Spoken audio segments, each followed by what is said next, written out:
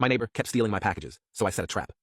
I'd lived in this neighborhood for 5 years. Quiet street, same barista who knew my order, neighbors who waved and kept to themselves, little comforts that make a place feel like home. Nothing ever went missing. Packages left on porches were there when I came back. The building's little rhythms worked, and I liked it that way. Then Kevin moved in. He was the new guy on the corner unit, loud laugh, flashy shirts, always coming and going with shopping bags or small boxes. At first, he seemed fine, over-friendly in that way people use to make themselves instantly likable.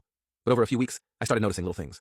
Packages left neatly on the stoop, or sometimes a bit scuffed, tape slightly peeled, items shoved awkwardly in the corners. A neighbor mentioned seeing someone fiddling with boxes at night. No proof. No one wanted to escalate. Just a slow, nagging feeling that something wasn't right. Management was politely useless. We'll look into it, and then nothing changed.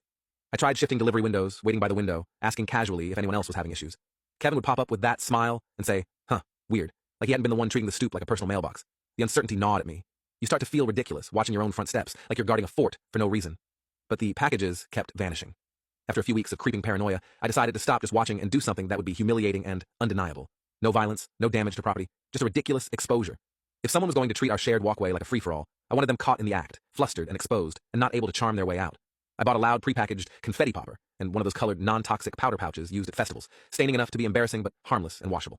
I put them in a plain brown box with a fake shipping label. Nothing dangerous, just dramatic and messy. I left the box on the stoop late on a Tuesday and sat 3 doors down on my couch, pretending to read while watching through the peephole. 2 hours later, Kevin appeared. He walked up casual as ever, picked up the box like a prize, and carried it inside. The popper went off the instant the lid came loose. The blast was deafening. It echoed down the hallway and rattled doors. Confetti and a cloud of bright-colored powder exploded everywhere, dusting Kevin from head to toe. Neighbors poured out of their apartments, drawn by the noise. Some coughed and waved the powder out of their eyes. Others shrieked as confetti drifted into their hair. Kevin spun around, panicked, trying to shield himself, but it was too late.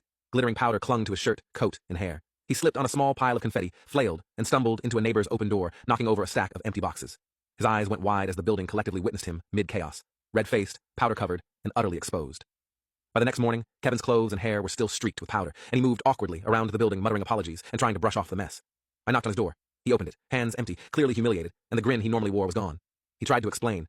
I thought it was mine. But the excuse sounded pitiful against the memory of his public disaster. I told him calmly I expected an apology, and that if anything else went missing, I'd forward the situation to management. He muttered a genuine apology, cheeks flushed, and retreated into his apartment, still shaking some of the powder from his hair.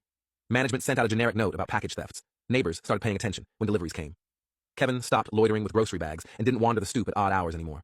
My next delivery arrived, and for the first time in weeks, I walked it inside without timing my breath or checking the hallway twice.